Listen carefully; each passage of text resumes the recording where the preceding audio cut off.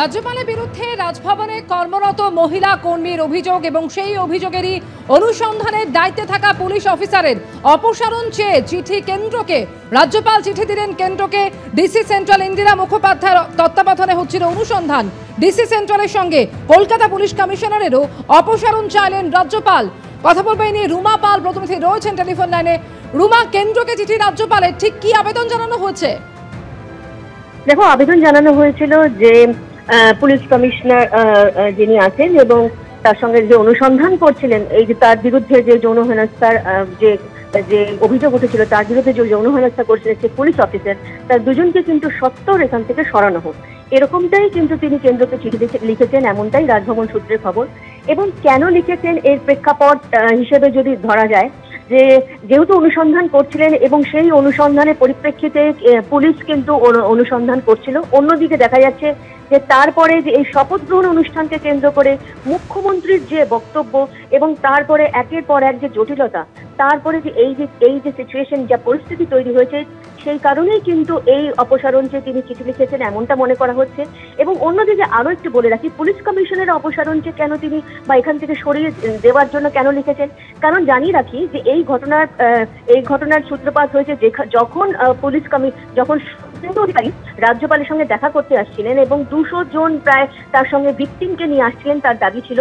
সেক্ষেত্রে রাজ্যপাল অনুমতি দিল, পুলিশ কিন্তু তাদের রাজভবনে ঢুকতে দেয়নি এবং তারপরে কিন্তু একটা জটিলতা তৈরি হয় এবং তারপরে কোর্টের পারমিশন আসার পর তারপর কিন্তু শুভেন্দু অধিকারী ভেতরে প্রবেশ করতে পারেন। এবং এই ঘটনার কয়েকদিনের মধ্যেই কিন্তু রাজ্যপাল নর্থ গেট থেকে পুলিশকে সরিয়ে যেতে বলেন এবং সেক্ষেত্রে সরে যাওয়ার ক্ষেত্রে অবশ্যই তারা ঊর্ধ্বতন কর্তৃপক্ষকে বলতে বলেন। ঊর্ধ্বতন কর্তৃপক্ষ অবশ্যই সেই পারমিশন দেয়নি এবং রাজভবনে কিন্তু রাজ্যপাল জনমঞ্চ তৈরি করতে চেয়েছিলেন একদম যে নর্থ গেটে, সেটাও কিন্তু করতে দেওয়া হয়নি। মানে বোঝা যাচ্ছে যে রাজ্যপাল এবং পুলিশের সঙ্গে কিন্তু সংঘাত বাড়ছিল। তার সঙ্গে আরেকটা যোগ হয় যে রাজভবনে যারা কর্মচারীরা কাজ করছেন তাদের কিন্তু একটা বিশেষ নিরাপত্তার মধ্যে দিয়ে এখন কিন্তু ভেতরে প্রবেশ করতে হচ্ছে। আগে আইডেন্টিটি কার্ড দেখিয়ে দিলে হতো, কিন্তু দেখা যাচ্ছে যে এখন তা হচ্ছে না। এবং সেক্ষেত্রে কিন্তু রাজ্যপাল পুলিশ কমিশনারকে 2টি চিঠি লিখেছিলেন।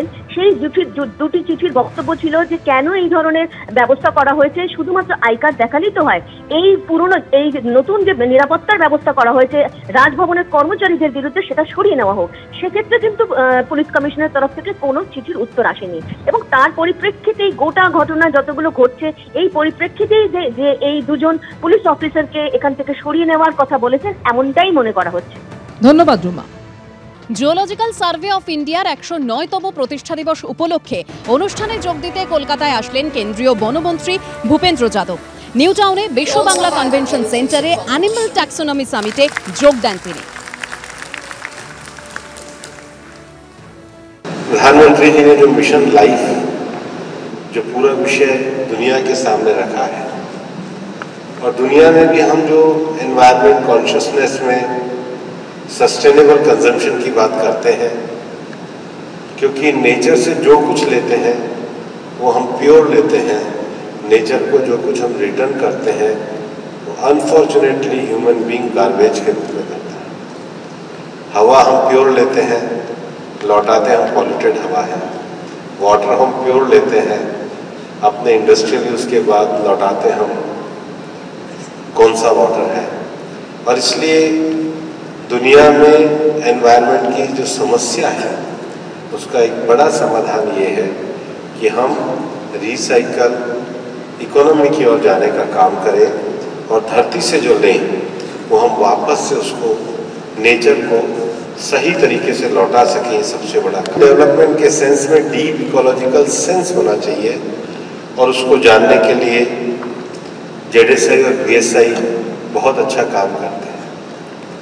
दुनिया में आप जितने भी फॉरेस्ट एरिया में जाएंगे, कितना ही जंगली जानवर हो, वो कभी माइंडलेसली अटैक नहीं करते। दो ही बात में अटैक उनके द्वारा होता है, या तो उनको भूख होती है या उनको अपनी जान पे खतरा होता है। लेकिन मनुष्य होने के नाते हमारी ग्रीड इतनी ज़्यादा है कि हम नीड से ज़्यादा हर चीज़ को अपने लिए प्रिजर्व करना चाहते हैं।